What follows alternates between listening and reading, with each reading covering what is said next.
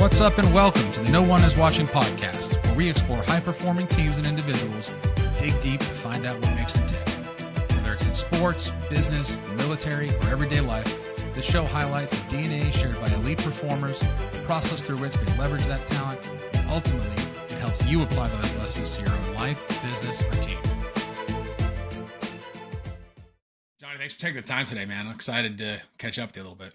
Hey, same here, brother. Same here. So you spent a long time in the military, but I kind of want to hear a little bit about that origin story, how you decided to join, the process, the mindset, kind of the whole origin story of you getting into the military. It was one of the things where, I don't know, growing up, every kid, I just saw a kid the other day in the store. He said he was going to be a professional football player. And I didn't say nothing to the kid, but I'm like, I think that's every kid's dream, professional sport. Sure. So I grew up in South Georgia, a little town called Bainbridge, and then a little further than that, 8 miles outside of town, a town called Cyrene. So that was originally where I was, born and raised, Cyrene, right up Green Beret Road. Graduated high school June 4th of 1995. And what ended up happening, my cousin, I call him my brother, Nathaniel Glenn, he actually joined the military before I did. Him, Chris Freeman, and a couple other guys from the school. So I was like, man, that's pretty cool. Then he came home one day and he had his own money, had his own car, he had a Nissan Sentra. I was like, heck yeah, we didn't have a lot of money. And my dad, I grew up on a farm, but my dad used to work me like crazy. So I was like, man, for once, I want to be able to call my own shots, have my own money. So my junior year, I looked into the whole split op program with the military. And it was like, hey, if you join the military, your junior year, you can get paid during the summer. You'll go to base training, come back, finish your senior year in high school, go back to AIT, graduate high school, then you're in the Army. Man, I can get paid? I'm like, heck yeah. So I went down to Florida State to actually take the SAT because I still had the dreams of playing football, basketball, baseball, something with a ball. Yeah. So I'm down in Florida State and I'm taking the SAT. In my senior year, I actually got invited. It was me and 5 or 6 other players went down to watch a Florida State game, the seniors. Is this for football? This for football. And I saw Bobby Bowden and I was like, man, I'll run through a wall for that guy. He was just the way he spoke, the way he carried himself. Yeah. He commanded respect. And I'm like, oh yeah. Sure. So what ended up happening, graduated base training, came back to high school, and then was thinking about going to college. I went to go take the SAT, and just something in me was like, dude, college ain't for me. And I remember I got up and the lady was like, excuse me, sir. I was like, hey, man, I ain't going to college. This ain't my thing. And I walked out, right? Midway through the SAT, I walked out. And I had a basketball, actually. Where we took the test was at Florida State. They had it was like a community basketball court next, right where we was taking it. And it was summertime, the windows was up. So I heard a basketball, and just hearing that ball was like, nah, dude, this ain't for me. So I walked out, I left, and I walked around Capitol Circle for a little while, and I ended up going to the recruiting office. And when I walked in the recruiting office, it was history after that. And I actually was going to join the Marines because I liked their uniform. But when I walked in, the Marine Corps guy wasn't there. It was like a Saturday morning. The Marine Corps guy wasn't there, the Navy guy wasn't there, and then the Army guy peeped on. He's like, hey, can I help you? I was like, I don't know, man. I was like, I got some cousins in the Army. He's like, you thinking about joining? I was like, I ain't got nothing else to do. And he was like, you're in the right spot. And the guy put me in a little bitty room, man, like a little closet. I'll never forget. He put a VHS tape in. He hit play. And it first came on, it's like, be in the Army, yada, yada, yada. And then they had a helicopter coming in. Guys were pulling out the helicopter. Then guys were shooting guns. And I asked the guy, I was like, hey, can I do that? He goes, yeah, we'll pay you to do it. I said, what do I got to do? And the rest is history, dude. The rest is history. Man, who knows if the Navy or the Marine guy was in his office? I know if the Marine Corps guy would have been in there. I was like, hey, I'd have been a Marine, dude. That's crazy. That's really how it happened, man. It would have been a battle of whoever had the best VHS tape at the time, right? That's it. That's all it would have been. You know what I mean? Once I saw that one, though, the shooting the guns, the jumping out of planes, they were rappelling into the ocean. I was like, heck yeah, dude. He's like, not only can you do that, of course he gave me, not only can you do that, we're going to pay you. You're going to travel the world. I'm like, yes, say no more. So you did that while you're still in high school? Yeah, I did base training while I was in high school. I didn't realize that was an option. Yeah, it's called split out. Back then it was called split out. I think they might still have it. I need to check. Okay. Yep. And so you did that in between your junior and senior year? In between my junior and senior year. And then I graduated high school on the 4th. I left on the 5th. And my first duty station was Fort Lewis, Washington. No kidding. And got out to Fort Lewis. I ain't gonna lie, dude. I struggled, man. First couple of weeks, first month, actually, I was like, I'm ready to go to fuck home. That's a long way from home. Oh yeah, dude. I've never really left home other than like football camp, baseball camp. I went to like Camp Rock Eagle, which was still in Georgia. Yeah. So, I went to football camp down in Alabama at Okay. Enterprise. So even then, I was only, an hour and a half from home, maybe. Mm-hmm. If I need to go home, I call my mom or dad. They come to get me. Yeah. But I was on the West Coast, man. I remember I was looking at plane tickets I couldn't afford. I was a private. Then I looked at bus tickets. It was like a 5-day bus ride. I was like, good Lord. That's a So, long bus ride. So yeah, what was that like for you? The first couple of days, weeks? When were you starting to question, like, is this for me? When did you get over that oh, hump? the first week or so when I got there, the thing was like, you do base training at AIT where you learn your job, then you go to your first duty station. It's like having a regular job, Yeah. at that point. And I was in an infantry unit, but at the time it was like we weren't doing nothing. We weren't going to the field, we weren't doing anything. So I was just sitting around. And back then, if you just sat around, you cut grass, you mop the floor, you buff. I tell everybody, I got a degree. I got a master's degree in buffing floors and cleaning bathrooms. Janitorial services. I can write a whole resume. Yeah. And I was like, man, this ain't for me. And then I went out one day with one of my buddies and I went downtown to Seattle. And I remember this girl came up to me. She was talking to me. I was just a country boy. I remember whenever she had purple hair and she had like a tattoo on her nose, a tattoo on her lip. And dude, I'm from South Georgia. I never saw nothing like that. So I'm looking at her like, Right. the hell is wrong with this girl? Like this girl's off a rocker. So I remember that night I called home. I was like, Mom, I gotta come home because, and my exact words were, these people out here in Seattle are crazy. She said, what's wrong? I said, I met a girl today, had purple hair, Mom. She had an earring in her nose and in her mouth, her lip. No, it was in her nose and I think her nose and like on her cheek or something. And earrings in her ear, and she had purple hair and tattoos. And my mom was like, baby, you ain't in Bainbridge no more. It's a whole big world out there. I was like, well, and I was crying. I just want to come home. I was like, well, 18-year-old punk, dude. I'm like, I just want to come home. Like, this ain't for me. And of course, she's like, suck it up. You're Glenn. You'll be fine. Just meet people and just realize, there's a whole new world out there. And I was like, yes, ma'am. Yes, ma'am. I got What did your parents think about you joining the military? Did they encourage it? Were they nervous about it? Oh, my dad hated it, man. I joined the military. My dad didn't talk to me. And my father's my best friend before he passed. And still my best friend, even though he's gone. But, dude, my dad he just hated it. Really? Because he was like, hey, you're college material. You're a smart kid. Why are you going to join the military? He was like, go to college first and then join the military if you're going to join. And, my dad never served. My mom never served. So they just seen other people that served and, like how their kids that joined the military. One of their good friends' sons that got kicked out of the military because it wasn't for him. And my dad was just like, you could totally ruin your life if you go in and don't like it. So he was thinking like a father, like, hey, this could be a good thing, it could be a bad thing, but I'd rather you do college first. But my mom was always supportive no matter what I did. She was like, yeah, you'll be fine. I'm proud of you. And I remember for the first year, man, I was in the military. My dad didn't even talk to me. Wow. But he did come to my base training graduation. He didn't have much to say to me. He was just like, he was there. I'm here to support you. Then my mom was there. She was crying and hugging on me and stuff. But my dad just kept his distance, like, hey, whatever, Yeah. And then once I got in, he's like, all right. And I told him, this is what I'm doing. He had no clue, so. Yeah. Well, it's probably hard to relate, right? You grew up in a farm, so was he a farmer? He was. Your dad? Yeah. So, well, I mean, that's such a different, small town Georgia, South Georgia, versus the military where you're going all over the world and everything that's going to come with that. That's like a totally different universe, right? I'm sure he had it was a different mindset for him. Yeah, for sure. And he was thinking like, now you're going to leave home, you're going to go here, you're going to go there. What if there's a war, So he was just, and then they were thinking like a dad, right? Oh, yeah, he's thinking like a father, Yeah. But then once I got in, man, he was like, hey, he was my biggest fan, big supporter. And, like always telling me, hey, don't give up. You're Glenn. You can make it happen. Just do what you got to do, keep moving. Yeah. Yeah. And that's about it. How much did growing up on a farm kind of shape, that early career, that early time for you in the military? I mean, that's a physical job, right? Growing up on a farm, and having to help out around there. That's a 7-day a week kind of deal, right? Yeah. And I tell everybody, man, I was like, everybody's always like, Special Forces, Ranger School, they were so hard. I'm like, look, dude, hard to me was waking up 5 o'clock in the morning, June, July heat when you're baling hay.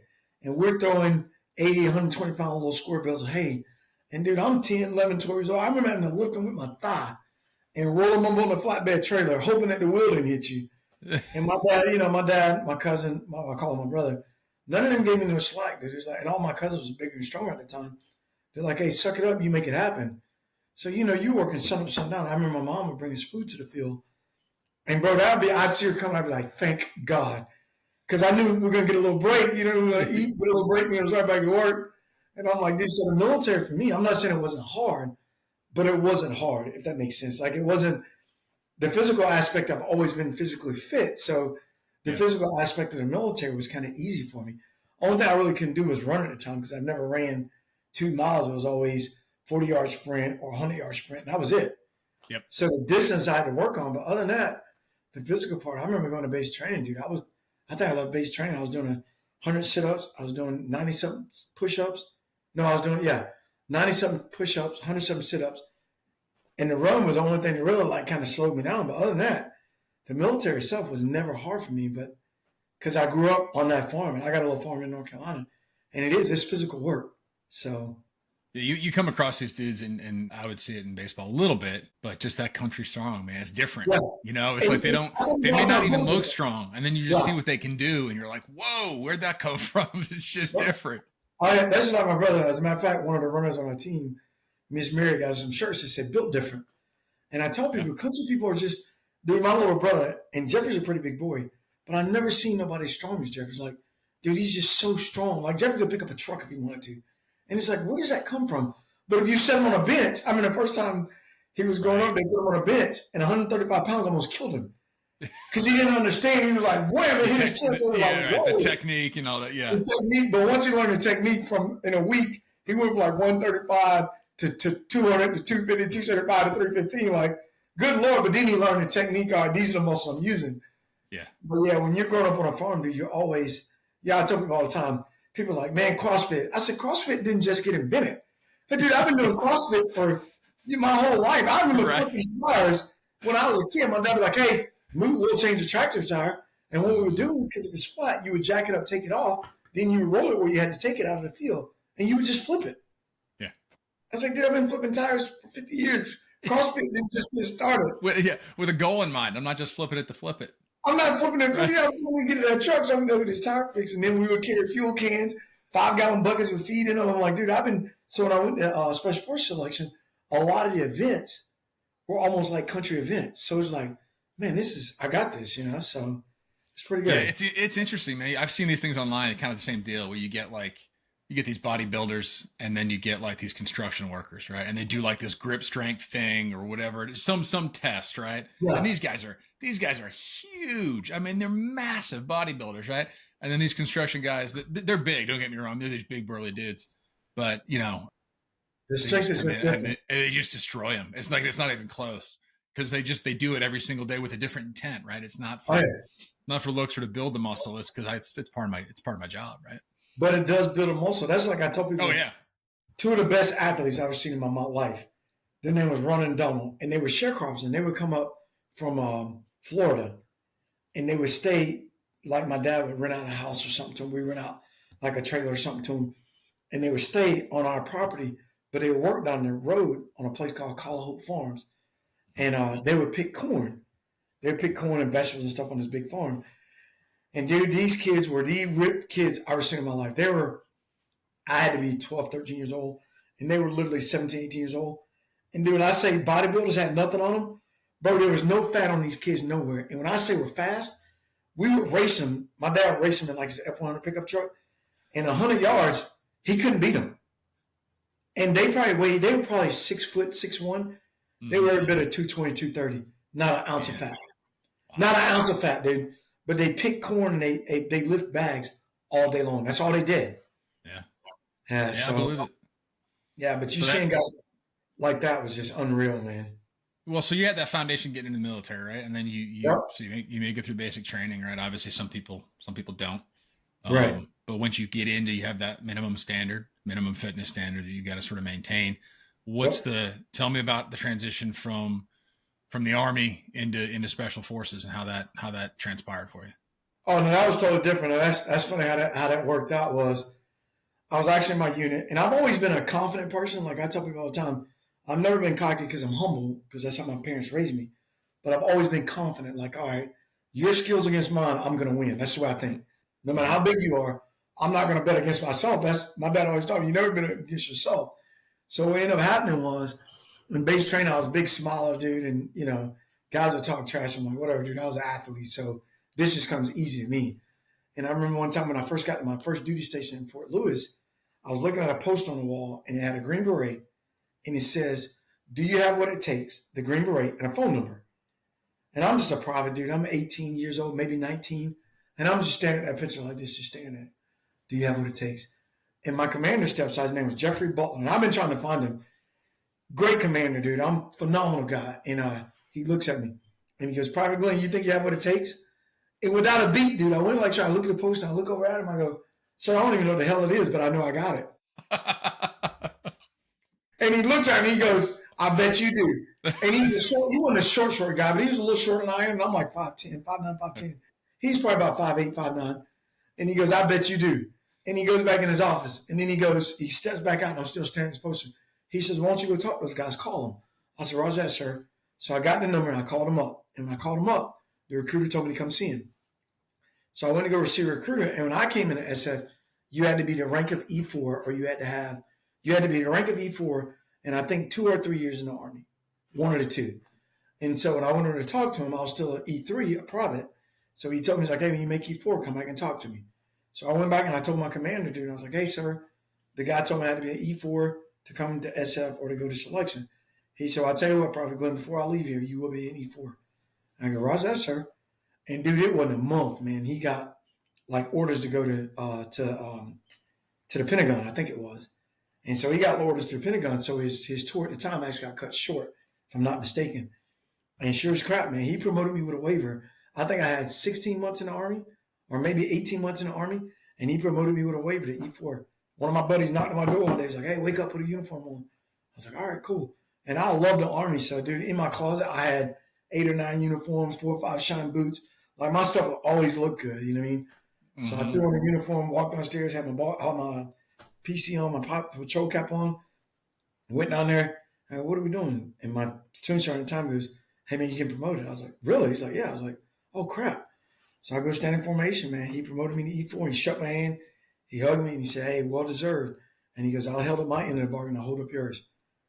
And, dude, that's kind of how I'm getting chills thinking about it. That's great. Kind of that's kind of how my whole inner being in the SF came about, because now I can go back and actually do the paperwork, go to selection, and then, and that's how it all got started, man. So I didn't realize. So when you go through selection, where are you on the spectrum age wise? I mean, you got to be one of the younger guys there, right? Dude, I was the youngest guy there. Okay. So check this out. When I went to selection, this is in 1996, July, I think, of 1996. So I only been out of high school a year. I'm 19 years old, I think, 18, 19, might have just turned 19, or getting ready to turn 20 maybe. And I remember I got down to selection, dude. At this point, I knew nothing about the Army. I'll be honest. I had no clue what a Green Beret was. No clue. All I know was I showed up. Guys were yelling like we were in base training. Not a whole lot of yelling. And I remember we stayed up late at night sewing these white cargo straps on our pocket and on our breast. You had to sew them in. And it was just something to keep you awake at night because they wanted you not to sleep. And once you sewed that in, they gave you a roster number. I think mine was 129. So roster number 129. So next day they bust us out to Camp McCall, and dude, we're in selection. And the first week of selection, it's all individual week, or the first 2 weeks, I think it is, 10 days or 12 days or whatever.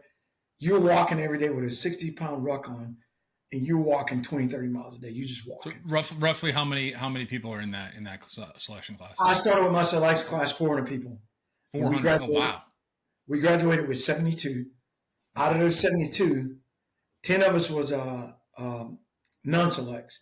So the first time I went to selection, they call it 21-day non-select.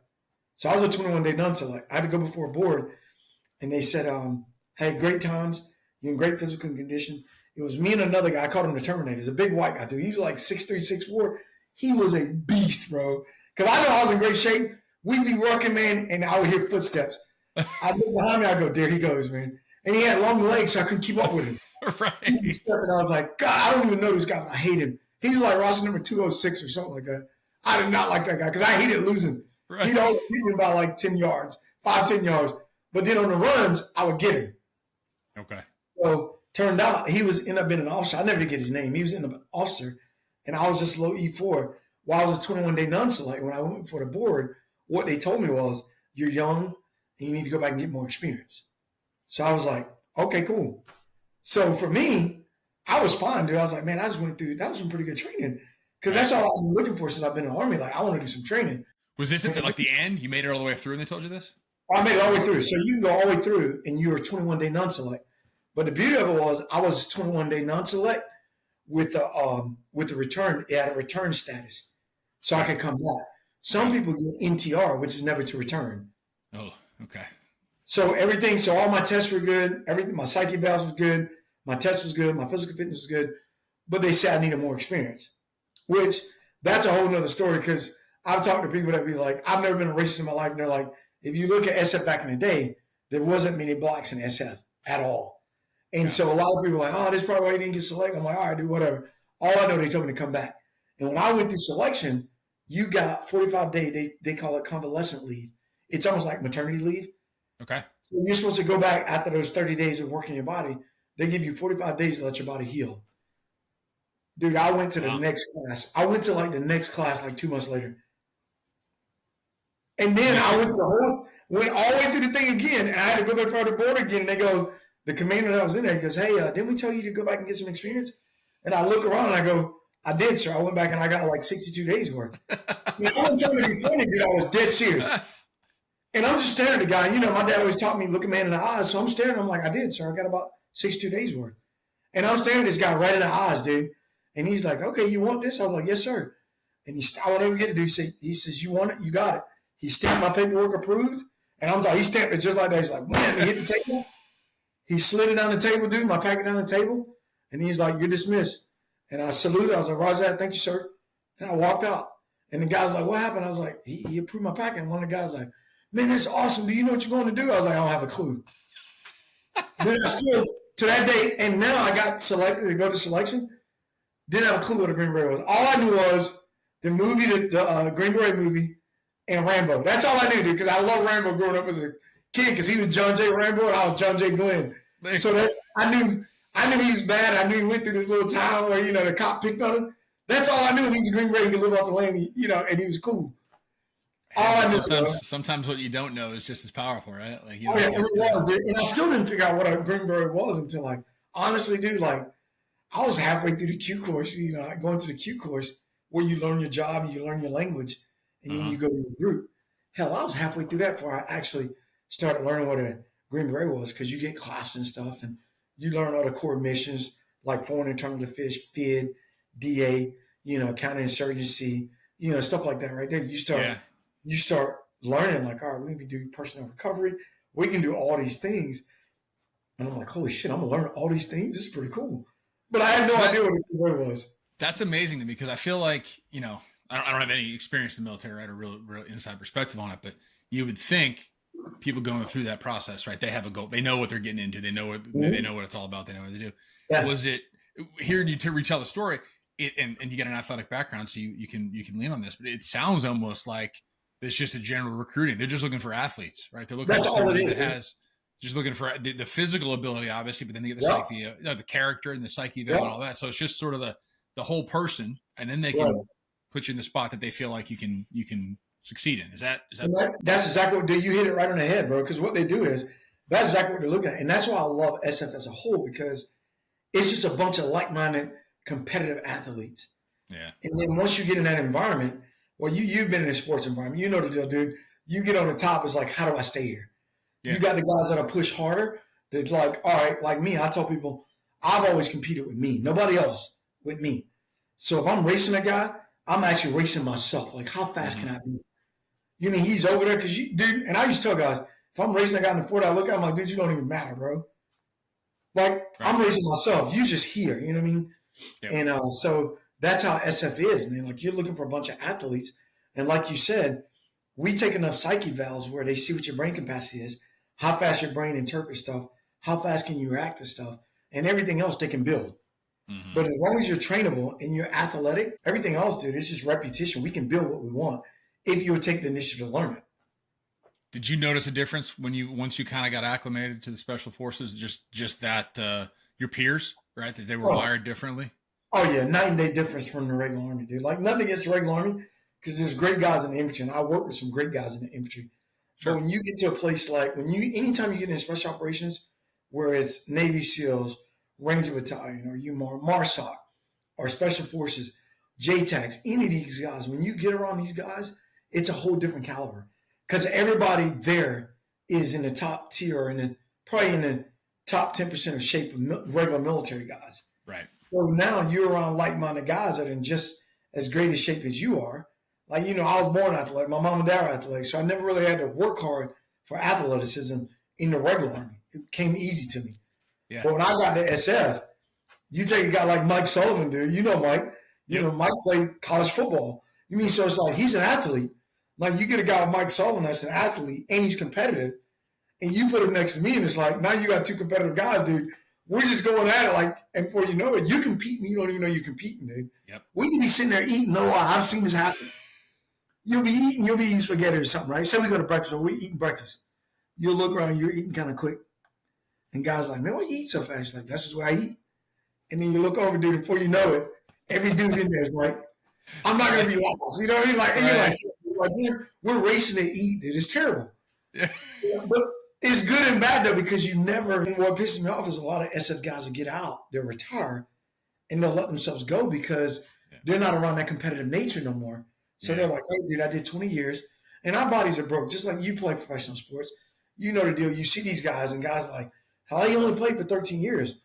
Well, people don't understand the wear and tear and what 13 years can be on your body. Yeah. I didn't play sports, but I worked in it for a long time, and I played through college. But you see it. There's a lot that goes into it on the sports side, right? That the and it's not the military, right? There, it's not life and death. They're not getting bullets shot at them, whatever. But it's funny, man. I hear you tell that. I've talked to a million guys that in the sports world had that experience, right? They're all state, they're all region, they're all whatever. Right. Everything comes easy to them because they're naturally athletic. Maybe they weren't that hard of a worker in high school or even in college, and all of a sudden you get drafted and whatever. You look around, you're like, oh man, everybody's this good. Right? Like, everybody's better than me now. Oh yeah. That's like same way I got an SF. I look left and I look right. I'm like, oh yeah, I can beat these guys running. Because usually SF guys, for the most part, they're gonna be Mike's height, 6'1" or taller. I'm like 5'9", 5'10", and I look around, I'm like, them some big dudes, but I'll beat them running. Then you see I'm running, you're like, damn. Like not only is he 6'1", 6'2", 6'3", but big boy can move. He can move 4 or 5 miles at a 7-minute mile. You're like, damn, dude, this is built different. Yeah. So and it's just like you said, I went to a few combines. You go to a combine, you see guys from all over the world, and you're like, it ain't just your hometown no more. Right. This is guys from across the nation, and they come to a place. You race a guy that, I remember when I went to Troy State University, they had we were running there, and they put this guy beside him, big old country fed dude. I called him Big Country. He's like 6'4", big boy, dude. We were running a 40, bro, and we took off. I remember all I saw was the back of his shoes, bro, and I thought I was pretty fast. I'm like, oh, like this boy can move, dude. And big boy really slowed down. I was like, oh yeah, this whole college thing, this ain't gonna work out, dude. That's humbling, though, right? Like, I mean, whether it's in sports, you look around and you talked about being humble, but being confident, and that's it's one of the things. Like, I don't even know if I use the word humbling. For me, I use the word hungry. It makes me hungry. Okay.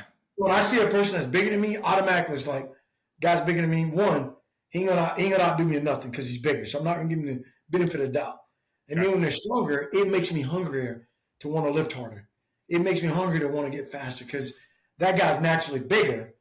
But now how do I put it into work so that, and that's what my dad used to say, no man should ever outwork you. Mm-hmm. You know what I mean? Like, hey, he might be bigger, faster, and stronger, but if he outworked you, that's because you're just lazy. Right. And so that's always the mentality I had. So you came up, you said you played a bunch of sports, right? But primarily football was kind of your main one? Yeah, I love football just because I love the contact. I just think football is one of those sports where it at least when we were growing up, I'm almost 50 now. It just touched manhood. Like football always tests your manhood. I love baseball just because baseball was the speed of the game I liked about baseball. Yeah. But then it was like just sitting there when nothing was going on. I was like, all right, dude, I ain't designed for this. ADHD. Yeah, it's a lot of short bursts, but there's a lot of downtime in between. Yeah, a lot of downtime.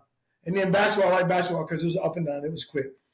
I'd say basketball is probably my favorite. Basketball is probably what I was better at because I could just shoot real well. But football is my natural true love just because it was it was just manhood, dude. Like you see a guy you don't like, he's bigger, just hit the shit out of him. Yeah. No, I'm with you. You just learn things different in football. You can't replicate that in other sports. And there may be others, none that I've played, and it's like the perfect parallel for the military. I imagine, right?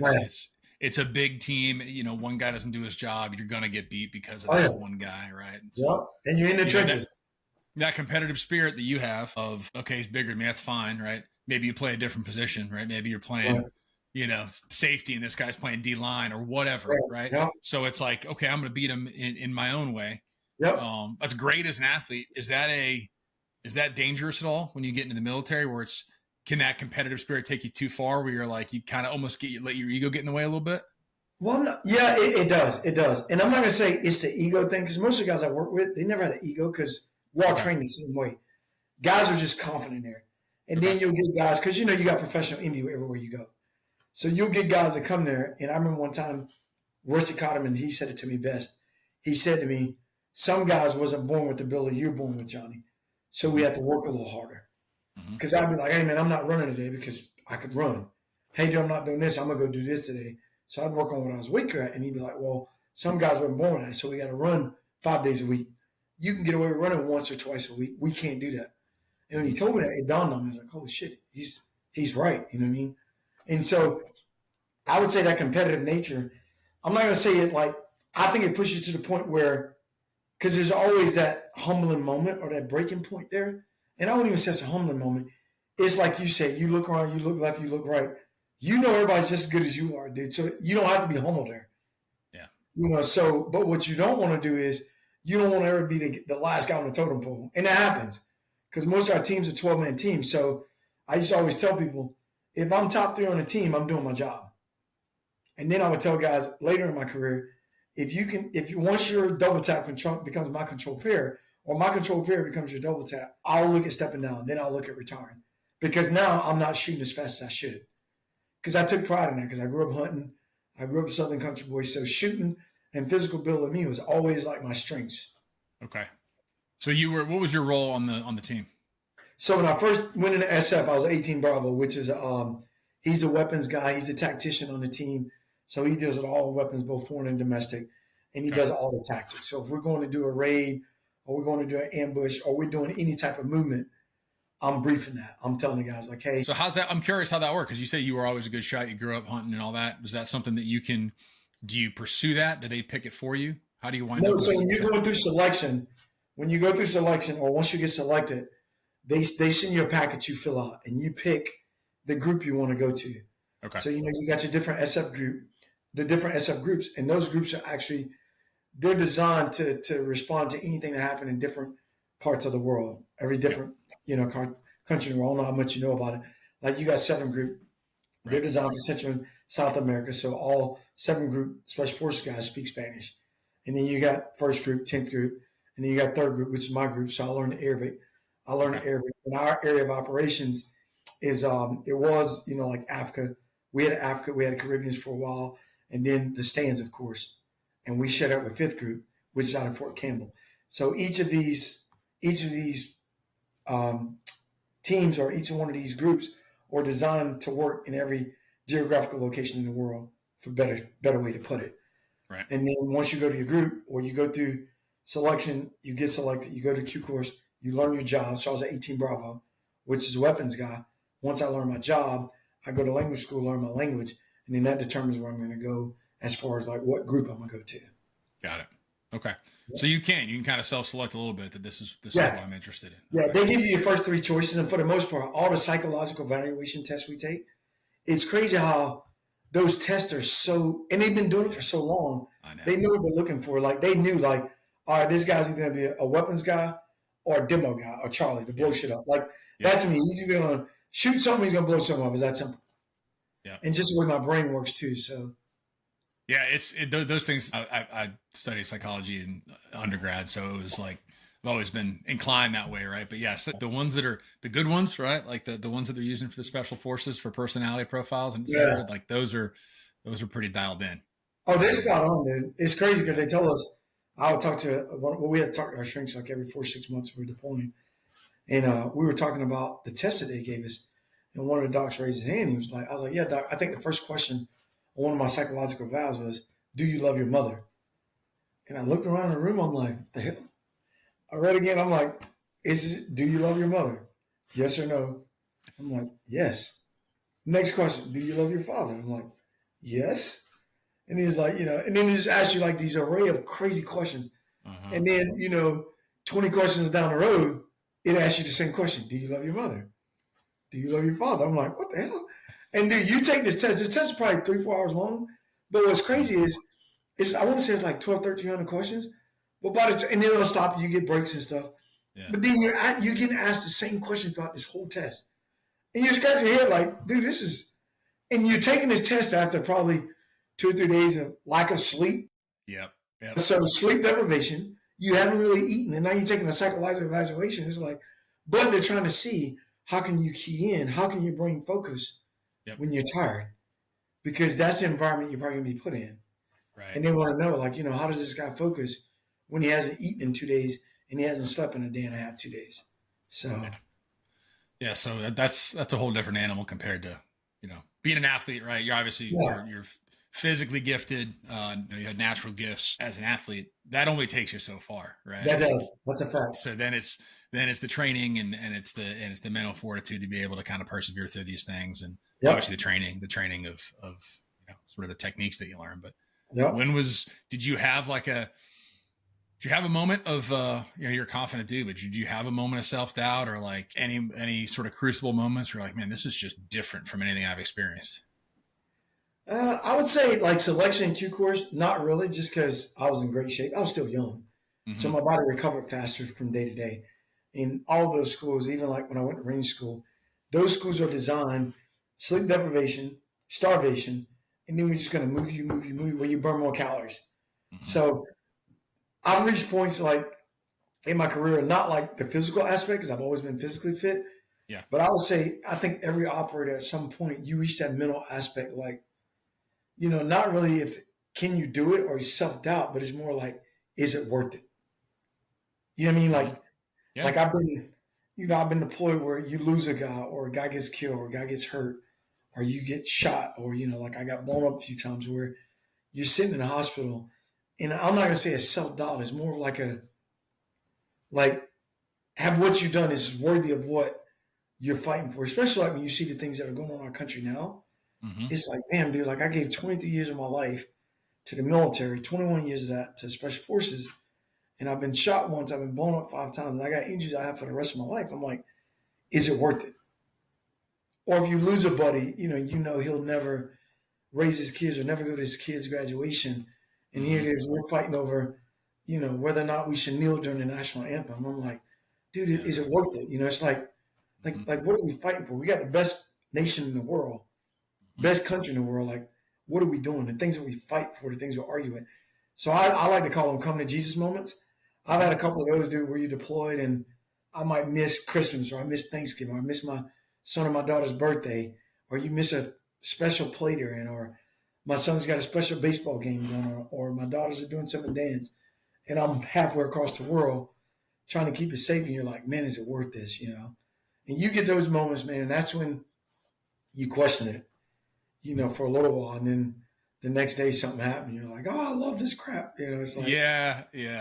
Well, no, man, it's probably, I actually had a conversation with Sully, and he brought this up. I thought it was really insightful. It's those downtimes from a leadership perspective and mm-hmm. really from a mental perspective of when you have time to think, right? Yeah. If you're laid up in a hospital bed, man, you got wounded and you got nothing but time to think, right? And so you think about, you got, it gives you perspective. It gives you, you think about what matters to you. Mm-hmm. And, man, I mean, the stuff with the military and the ultimate sort of sacrifice that people make. And I can't imagine being in those shoes and then seeing some of the petty stuff that goes on and asking that question, is it worth it?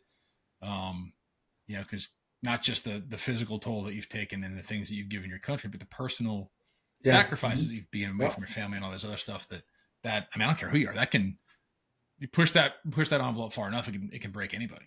Right? Oh, it does. And it breaks us all at some point, some certain point. As a matter of fact, I was talking to Julian Dorian the other day on his podcast. I was telling him, we was talking about Afghanistan and Iraq. Mike shouldn't have went to Iraq. Mike shouldn't have went to Afghanistan. All the pros and cons after the fact, because we all like the sideline quarterback after it's all over. Yeah. And but I told him, I was like, every place I've ever been in the world, whether it was Europe, Africa, Asia, wherever I went, you realize that, when you're there on the ground and you got little girls, little boys that are getting mistreated in ways they shouldn't be getting mistreated, it's something to be said that you're there to step up to make their lives better. Yeah. And I tell people all the time, I got 2 daughters and I got a son. I would want somebody, if my kids are getting mistreated, step in and help them out. You know what I mean? So a lot of times it's like, is it worth it? It's like, even if it was just that area we were in, we were able to bring positive results to, some kid, some adult for that amount of time we were there. So in my eyes, it was worth it for the time we was there. You know what I mean? So it's like, but it's a double-edged sword there, because my kids suffer, my ex suffered because of my selfishness of wanting to be there with my guys and go deploy and try to, free the oppressed and try to be there for these kids that are, not living a life that, that they potentially could have. Yeah. Place in the Middle East, they're trying to keep little girls dumb. They don't let them go to school. Little boys don't have any opportunity. They can't play baseball, basketball, and football. You know what I mean? They got to work 24/7. And then guess what? There isn't any time to be a child. And we have a lot of that here in America too, but not as bad. And so it's one of those things where, at the time, it's just one of those things. It's a double-edged sword. When you're there, definitely worth it. I mean, when you see the smile on the kid's face and they put their hand up in their fist bump and they're going, America number one, America number one. Thank you, thank you, John. And you're like, all I did was give the kid a book bag. Yeah. Or we sent him some books or gave him some pencils and paper. And, they got in a firefight and we saved their family or whatever. And you do something like that. That's when it's like, hey, and we would all have those moments in country. We'd sit down and be like, hey, today was a good day, man. Call your families. Today was a good day. And I'll call my kids and be like, y'all have no idea how good you got it. Yeah. Yeah. Honestly, like from a civilian perspective, it scares me that self-doubt, which is where we're trending as a country, right? I mean, because there are always going to be people that are willing to put something that people want to be part of something bigger than themselves. There are always going to be people that are willing to sacrifice for their country because they love it. But that question of like, is it worth it? If you keep stacking these hurdles, or you're weighing the scale of should I go, should I not go, and you keep throwing some weight on the wrong end of that scale, whether it's how we're treating our veterans or sort of the resources we're giving them when they are deployed or whatever it is, right? Like the physical toll that it takes in your body, and the fact that as a country, generally speaking, we're not as fit as we were 20 years ago to be able to even qualify if we wanted to, right? So there's a lot of hurdles and challenges ahead of us as a country to get to maintain what we are and where we are. That's a little scary to me. It is, because I just think, this isn't the greatest generation anymore, right? So the general population did not go through the things that our grandparents and our great grandparents went through as a society, right? So it's like we don't have that same scar tissue built up that they did, right? And that understanding of community and country and all these things. So it's like, it's concerning, right? But it is. I'm glad there's dudes out there like you, man. Yeah, and I tell you what, bro, it's like I tell people all the time. I'm glad there's dudes out there like you because you're spreading the word, getting it out there about veterans. And I'll say this about veterans too, because I'm a veteran. Veterans aren't looking for handouts, dude, for the most part. I mean, you got some that are, but you always got bad apples in every bunch. But at the end of the day, most people that join the military for whatever reason, you got some people that join for patriotism. Some people join for college money. Me personally, I joined because the guy showed me a video. I thought it was cool. And I told people that, like, dude, I thought it was cool. Like, yeah, I'm going to go jump out of planes. I'm going to go, I'm going to go get to do all these things. Go play Rambo. I'm going to go, that's exactly what I said. I'm going to get to do all that and you're going to pay me. Dude, it don't get no better than this. Yeah. But, for whatever reason, people want to join. That's why I always tell veterans I talk to, I was like, you did more than the average populace just by signing on that dotted line. I'll defend this country. Oh, no doubt. And by far, we got the greatest country in the world, by far. Mm-hmm. But like you just said, it's, the different youth now as opposed to 50, 60, 100 years ago just cut from a different cloth. Just like when you look at a regular Army guy or a regular Marine guy or a regular Navy guy, and then you put a SEAL up next to him, you put a Marshal guy up next to him, you put a Green Beret next up to him. Dude, it's a night and day difference, brother. Mm-hmm. It's a night and day difference. And so, for veterans, it's just like, for me, dude, even when people tell me thank you for your service, bro, a lot of times, and I'm pretty sure Sully probably told you this, I don't even tell people I'm in the military. I just don't. It's like, it's one of the things where I'm proud that I served my country. I'm proud of things I did for my country. But where our country's at right now, it's almost like one of the things like, I'll never say I'm embarrassed by it, but it's like I'm not embarrassed by it, but it's almost like you're embarrassed by it. It's almost like being a cop. You know, like when I grew up, my generation, you wanted to be in the military, you want to be a firefighter, you want to be a cop. It was that simple, dude. Yep. And I remember seeing cops do, you're like, holy Christ, man. You look at those uniforms, dude, you're like, those guys are awesome. And then you see the fire department guys, you're like, man, look at those guys, man, they're all ripped up, they work out. And then you see a military guy, like when I saw my cousin come home, you're like, man, I'm gonna be like that. Or if you go to a funeral and it's some cops there and they're wearing a uniform, or firefighters there, or military guys there. Dude, when I was growing up, that carried so much clout, man. It carried so much street cred. Yeah. And nowadays, dude, people look at veterans, even now, dude, like when I see a Vietnam vet or World War II vet, which are far few and beyond nowadays, I see them, dude, especially at a restaurant, I'm buying that guy's lunch. I'm buying his dinner because I know what he went through is 3 times harder than what we went through. And it's like, for me, it's like people almost forget what veterans have done for this country. So the same freedoms for you to wake up every day and go to sleep, if you didn't have veterans, if you didn't have first responders out there doing what they do to keep our CONUS or our CONUS side, stateside country safe and cities safe, then where would we be? Mm-hmm. You know, it's like, so when I see these guys, man, even cops, when I see cops, I got a few buddies that's cops, I used to train them. I see them like, hey, man, you got a hard job, bro, and I totally respect you, man. Because I think it's one of the hardest jobs between cops, teachers, first responders do the medical field. It's like, why aren't they getting paid more? Well, and you look at a lot of it too. It's I mean, Vietnam veterans especially, right? But you look at how the police are treated. I mean, it feels like we're coming out of it a little bit. Now, a couple of years ago, it was really It was bad. Yeah. You know, and so they are literally. I mean, it's probably the most dangerous job stateside you can have because you know, I mean, any traffic stop, you don't know what you're walking up to in that. Yeah. Mm-hmm. And then there's all these. Yeah, exactly. And there's all these things that are stacked in front of that police officer where if he does this, he's going to get brought up on a probationary hearing or just whatever. And it's like, man, I'm just trying to protect myself and come make sure I go home to my family at night. And the sad part about it is like, I tell people this all the time, like when we talk about experience with sports and combat, because I relate them the same.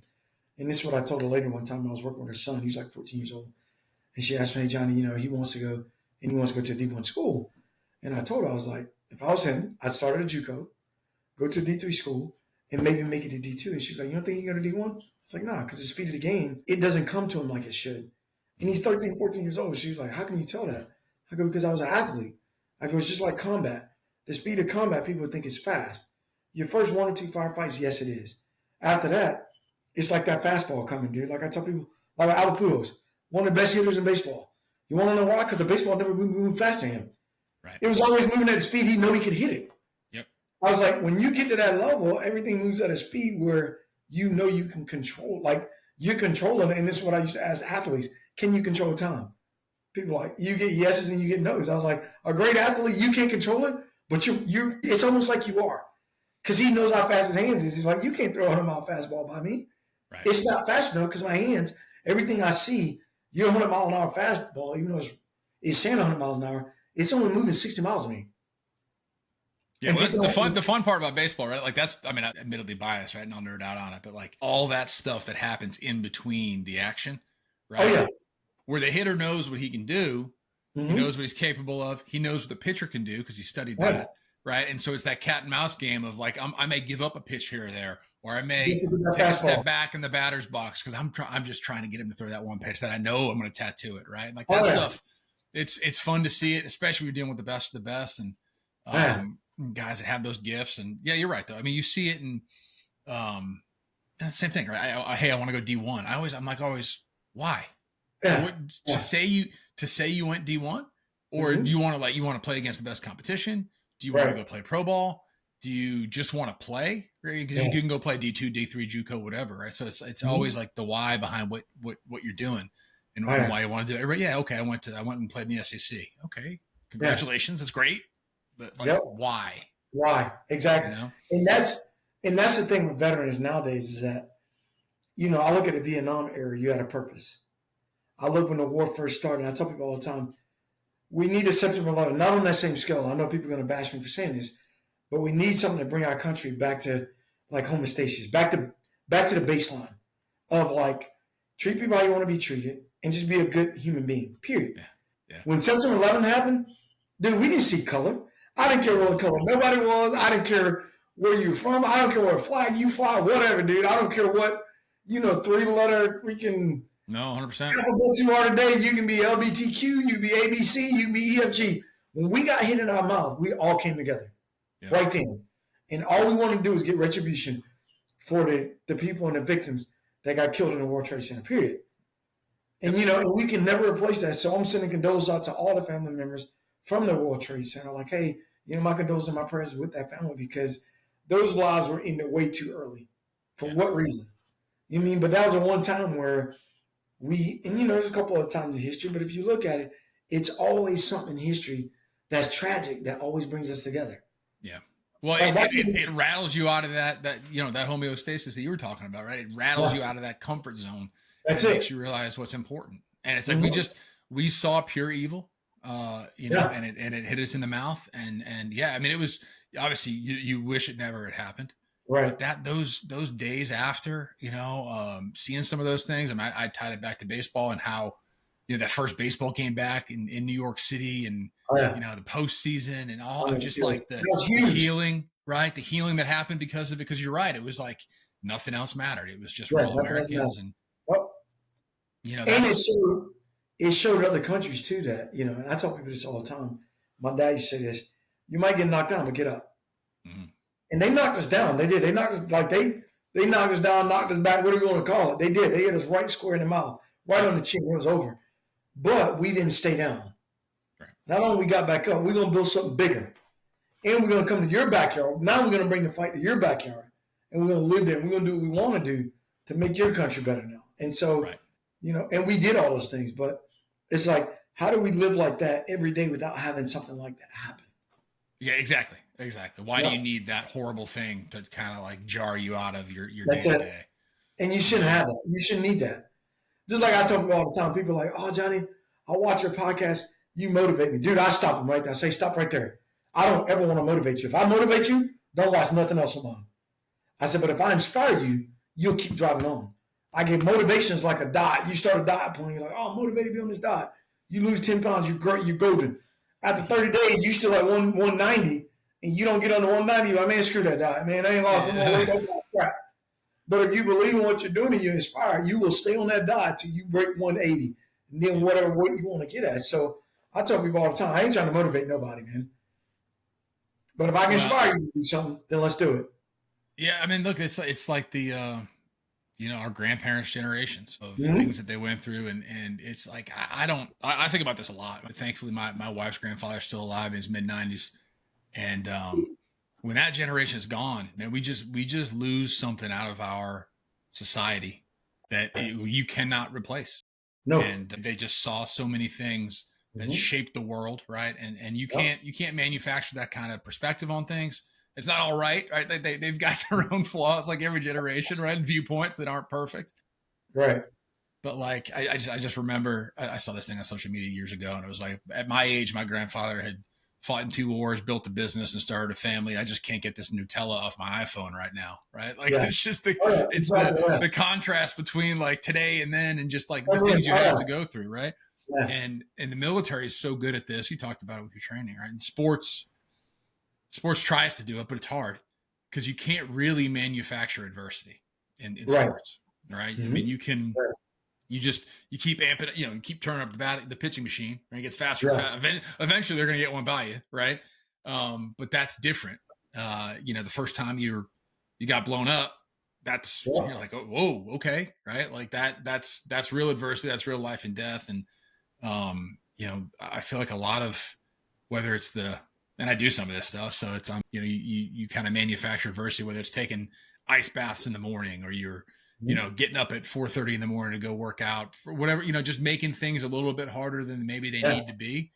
That's it. I think sometimes just doing something that's hard makes you better. I tell people all the time, like I look at, like I don't watch a lot of sports like I used to. I just don't have time.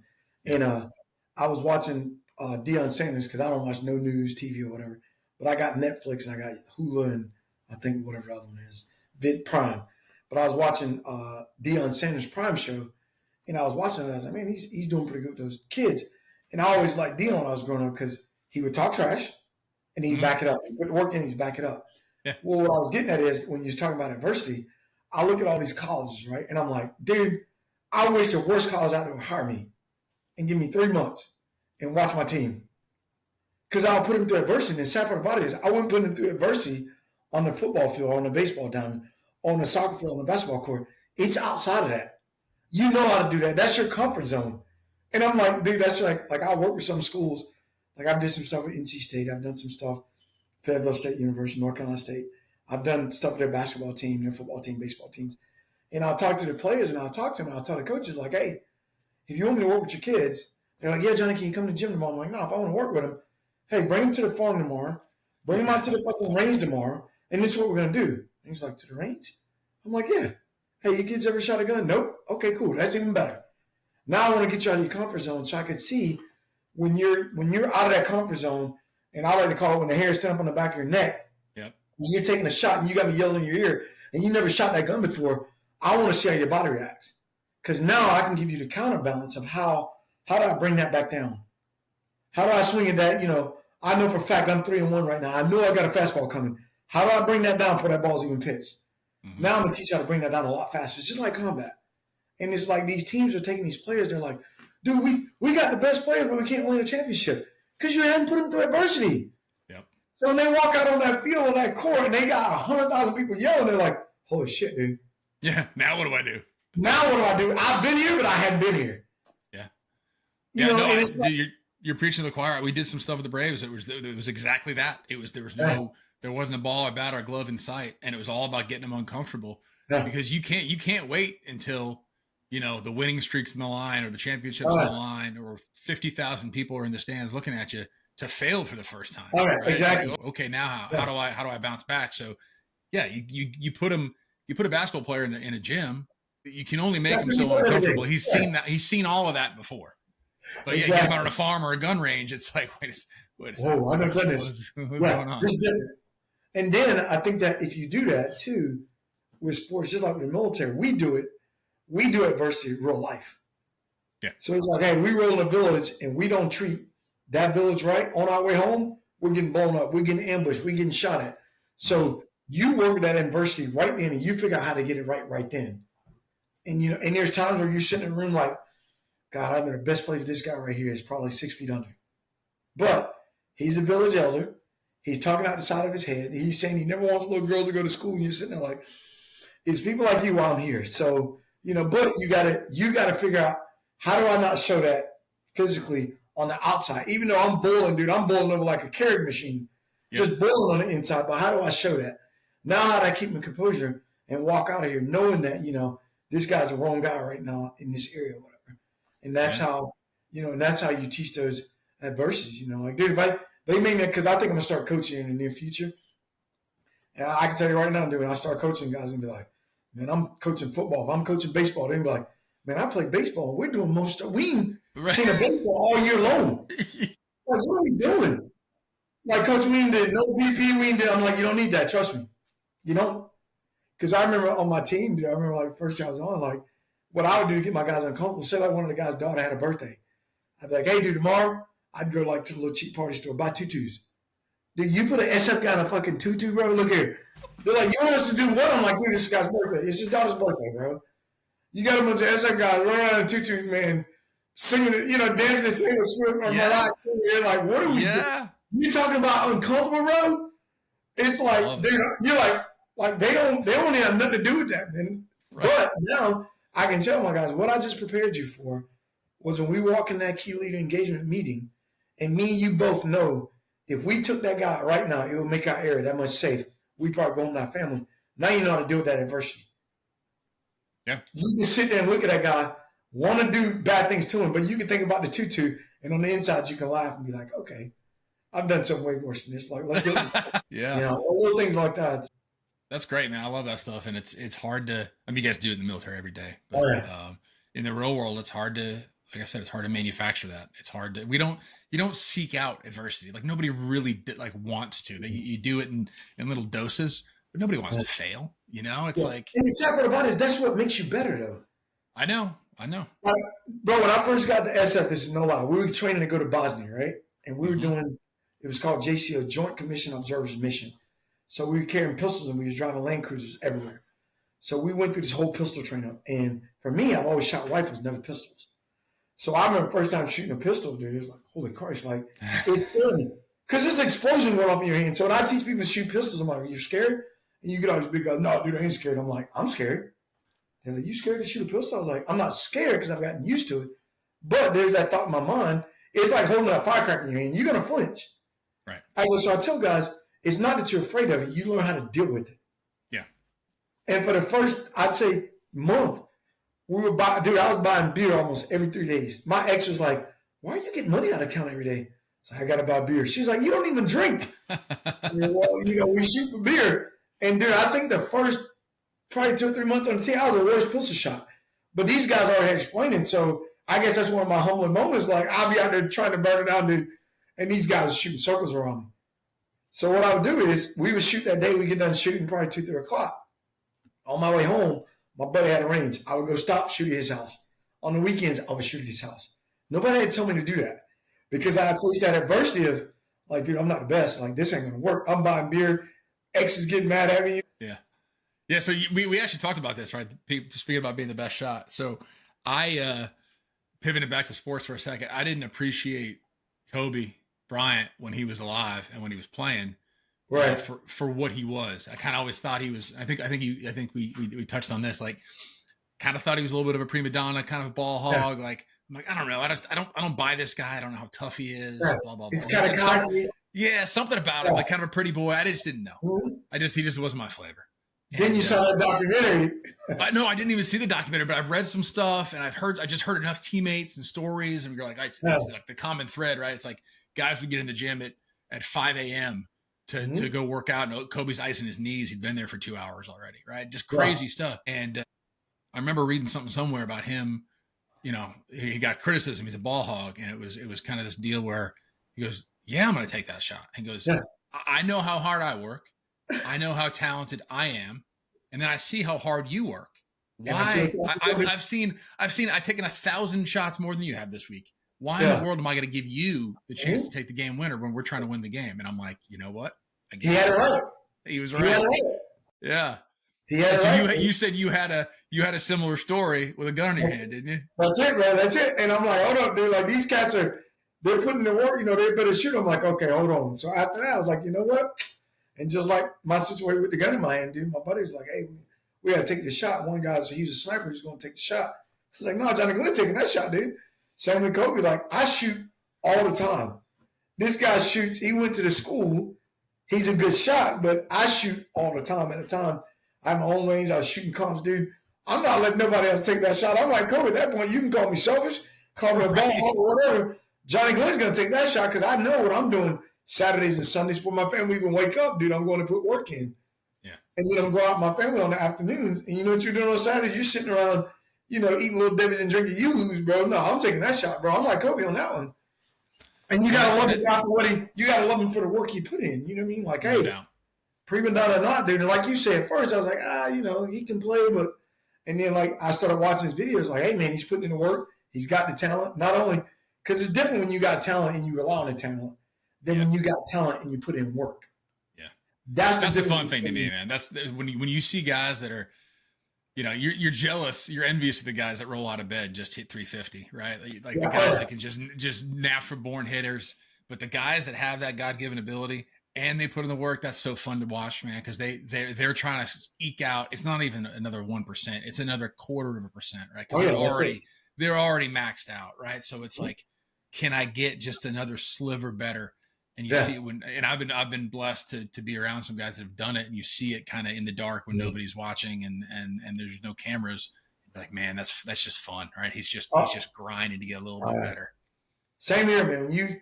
I can say this, like, you from a sports perspective, me from a military perspective, but there's nothing like getting in a team room we usually show up about 9 o'clock, 8:30, 9 o'clock at work.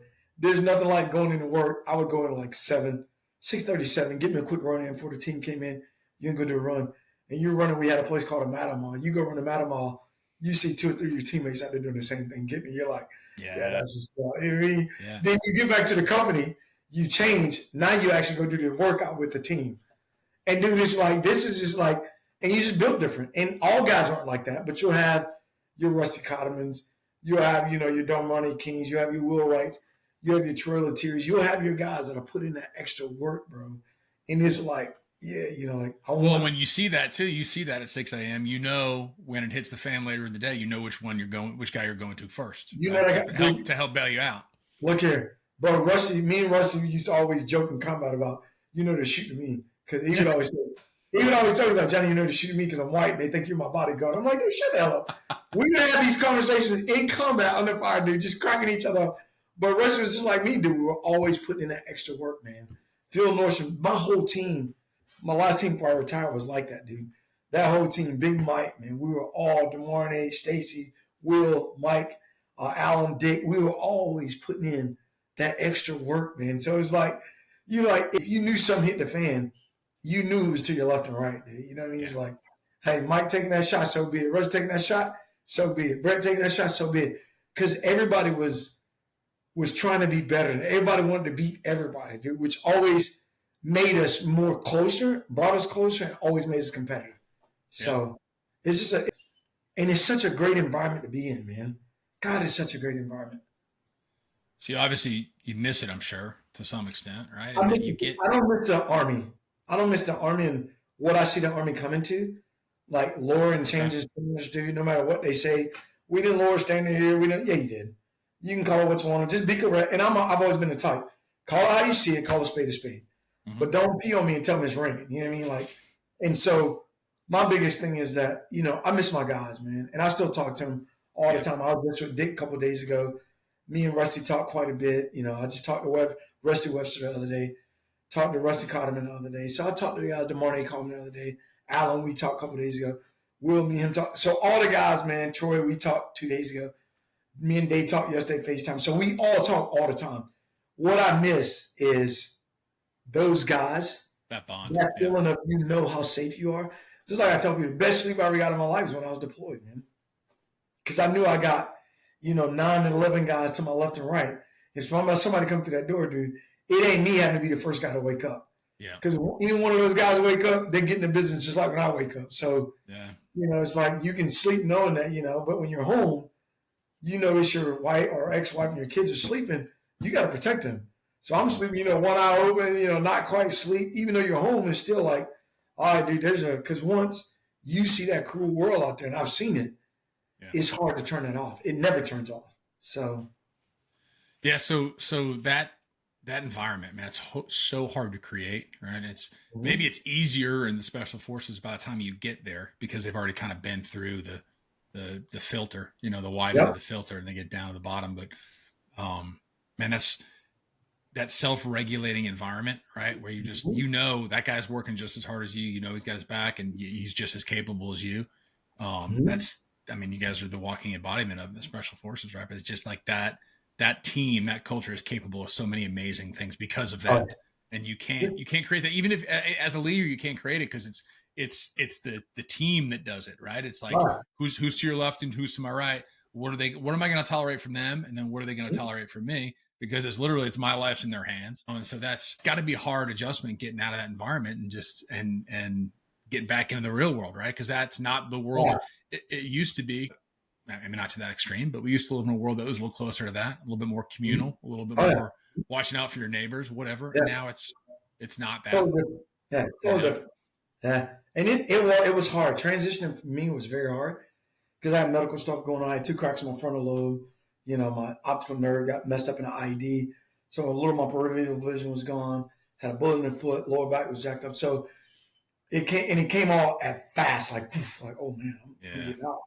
And it cost me basically my ex and my family at the time because for me, it was hard to adjust. And then I kind of felt like a failure.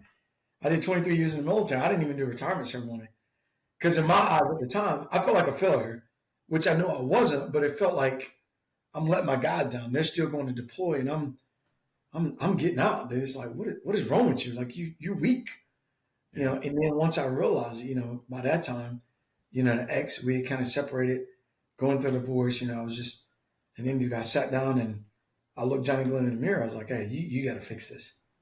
And then I went and talked to like one of the shrinks that we go talk to. I remember walking in his office and the first thing he told me was, you ain't nothing. He's like, Johnny MF Glenn. He's like, let me tell you something, dude. That was just a nickname, bro. He was like, you're a mother. He's like, you're a brother. You're a father. You're a husband. You're a dad. You're so many more titles way above than just JMFG. Yeah. And dude, it hit me like a brick, man. I was like, whoa. And he was like, the military is just a train. And it's crazy because I used to tell officers, because when they come to SF, they only stay on a team maybe 2 years, 3 at the most, and they're gone. Mm-hmm. I used to always tell officers, like, look, sir, this is a fast-moving train. We slow down long enough to pick you up. Don't think we'll slow down to kick you off. So either get your shit together or get off the train. Yep. And that was their incoming brief for me as a warrant. That was their brief. And they were like, all right, Johnny. And basically what I'm telling that guy is sit back and enjoy the ride. This is going to be the best 3 years of your life, best 3 years of your career. Don't get in the way.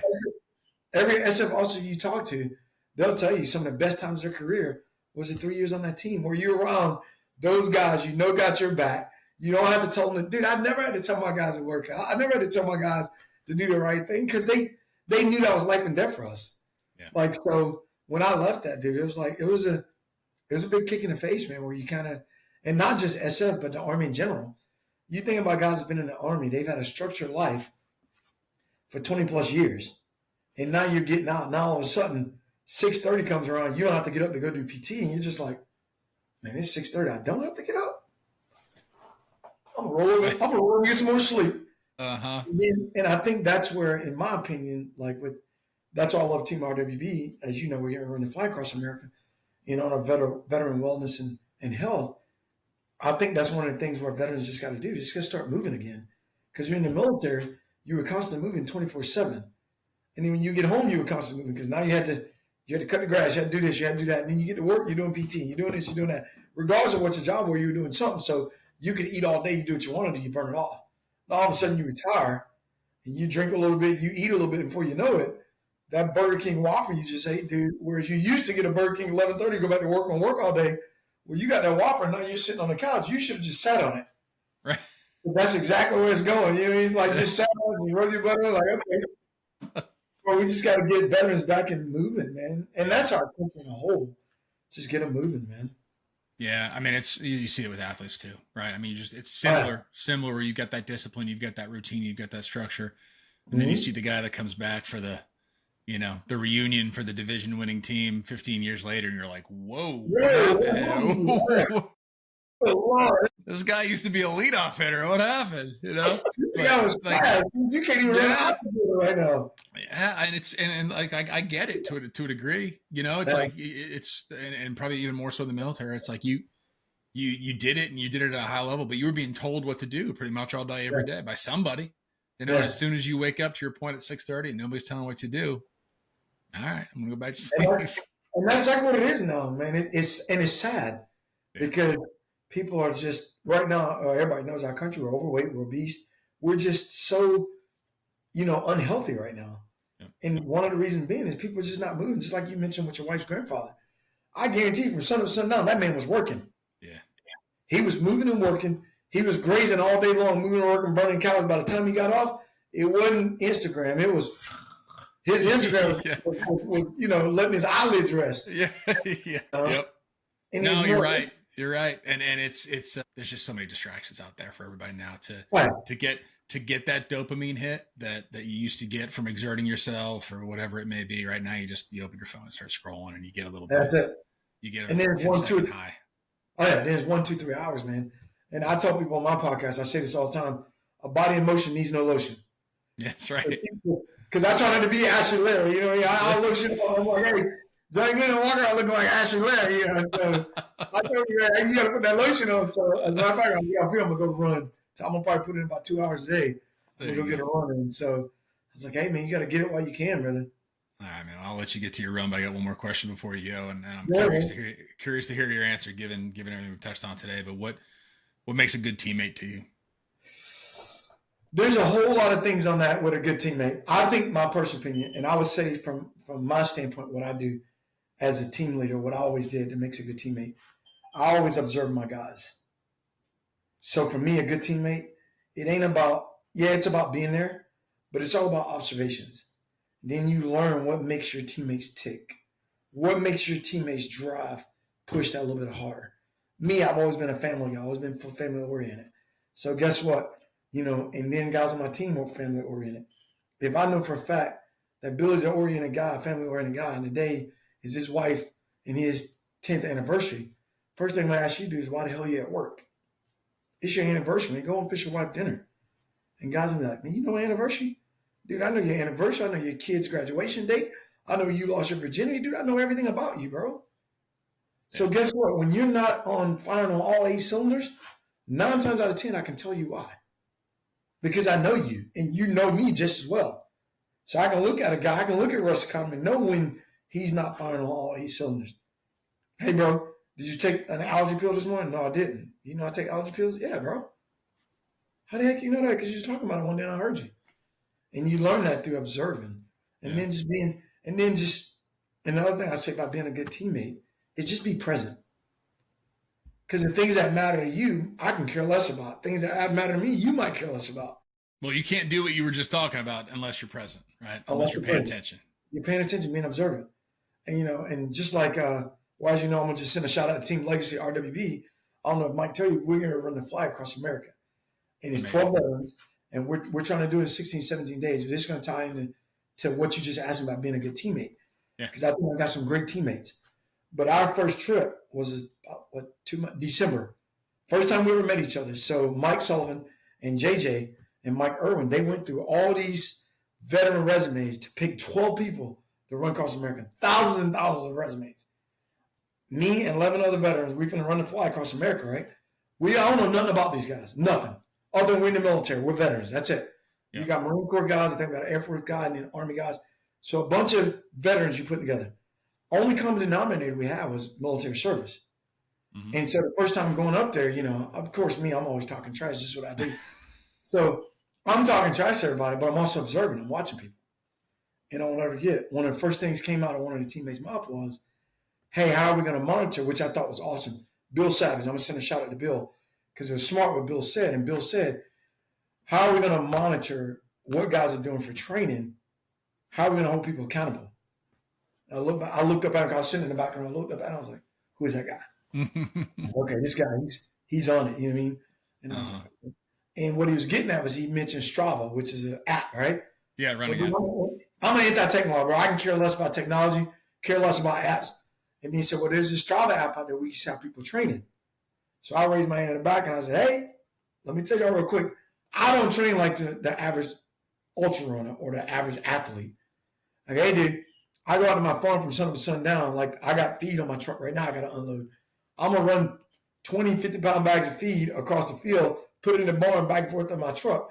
That's my workout for the day. And I'm working every muscle in my body. And I'm like, that's nowhere on Strava. So if I run and joke, I'll do work on my farm. If you go to my my Instagram, you'll see where I put on there like, hey, this ain't on Strava. Where did I put this on Strava? But you're filming it, so it counts. But it counts. And Mike sent me an email one day. I go, hey, man, I was at the farm today doing this, and this. He goes, it ain't on Strava. It don't count. It was never done. I was like, really, dude? So now I'll film something, put it on there, and be like, hey, I'm on Strava. I put it on Strava. But, the point I'm getting at was when I went there the first time we met everybody, the first thing I did was I just observed everybody. Like when everybody's walking, I watch how a person walk. I watch how a person talk. I watch what hand they pick up their glass with. And a lot of that's training too. Mm-hmm. But what I'm doing is I'm depicting if this guy's right-handed dominant, if you're left-handed dominant. Now I look at his gait and how he walks. Because when I went there, my back was hurting. And everybody's so focused on, what we're doing to run, nobody really noticed my back was injured. Mike knew it, Sully knew it. But nobody really noticed, like, damn, man, what's wrong with this guy's back? You know what I mean?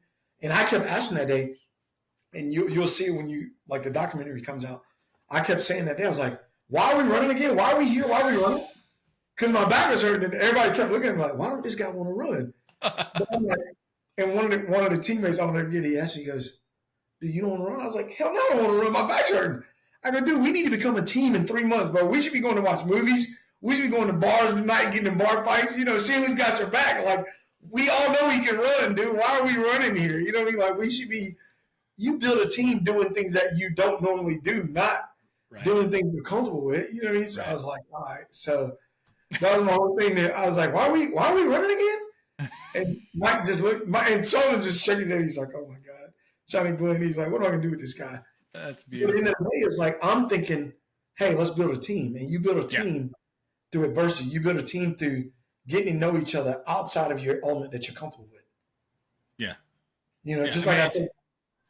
And then my thing was, and I even said, I go, hey, the 12 people in this room, if you don't show up to California in shape to run, first off, I'm probably going to drown you or waterboard you. And second off, you're the wrong person to pick for the job to begin with. Nobody's got to tell you, hey, man, you're going to run the American flag across America, representing Old Glory, representing the red, white, and blue, and you're a veteran, dude. Nobody's got to tell you to train. Right. Like, nobody should have to tell you that. You know what I mean? It's like, come on, dude. It's like, hey. Well, I got a feeling you're gonna have some fit teammates ready to roll with you. Oh yeah, dude. I tell you what, man. The teammates I got right now, I couldn't ask for any better teammates, man. We got Captain America on the team, so he's gonna be running with the shield. He don't know it yet. He don't know what the shield.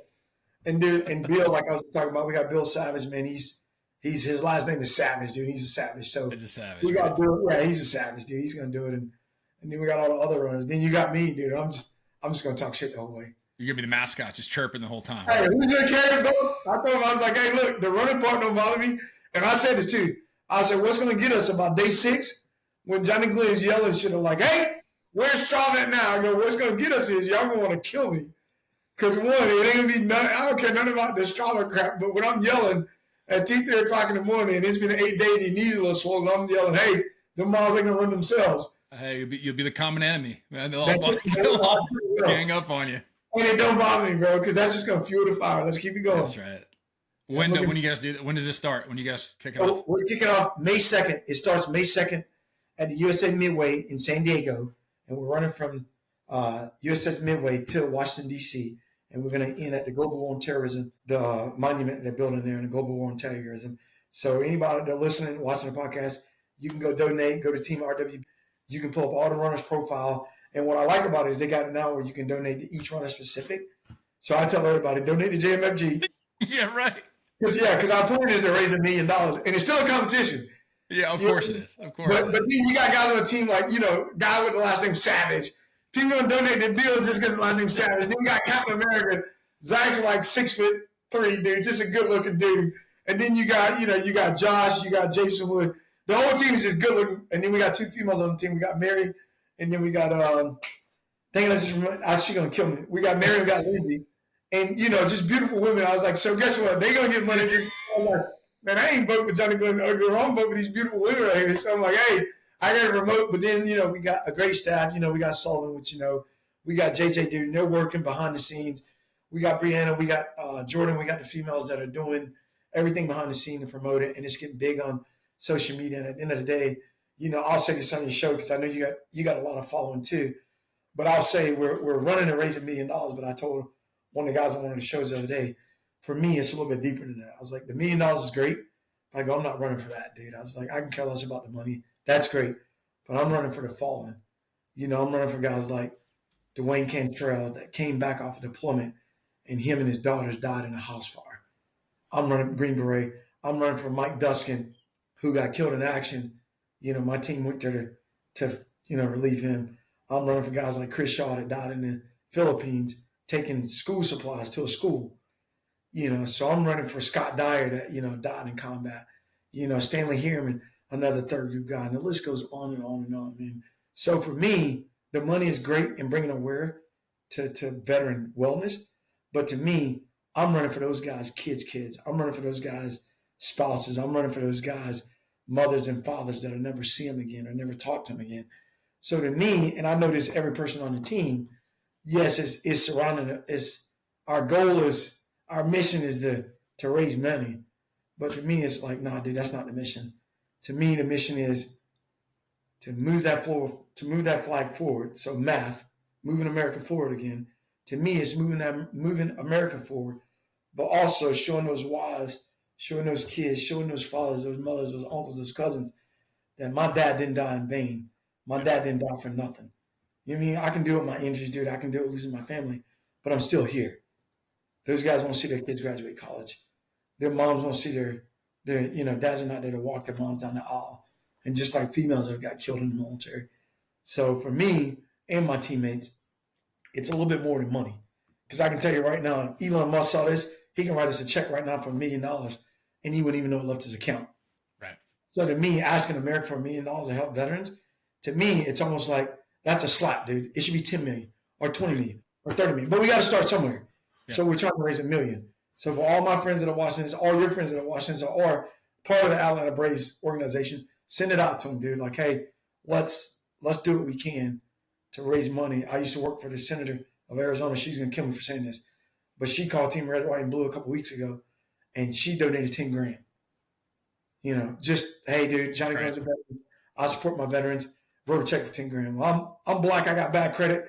I don't have $10,000 to give. If I did, I would. You know what I mean? My credit score is like 380. You know what I'm saying? So, hey, you know, I can feed somebody. You know, I'm going to eat I was like, hey, I'll feed the runners on one leg of the race. You know, so, but all my friends out there, all your friends, supporters, man, like seriously, though, you know, I want people to look at this like my new saying now is math, and we're moving America forward.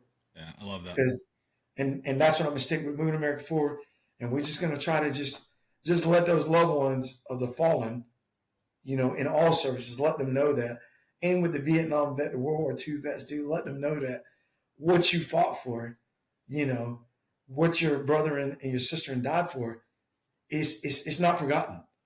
No. I mean, we're doing things now to make that better. We're doing things now to make our world a better place. So at the end of the day, that's what we're doing. So hey, come out, support us. You know, they can't, you know, at first everybody's like, oh, you know, it's going to be great. I'm like, y'all have no idea how big this is going to get. Because all these little small towns we're running through, like I think Texas is one of the most patriotic states in the world.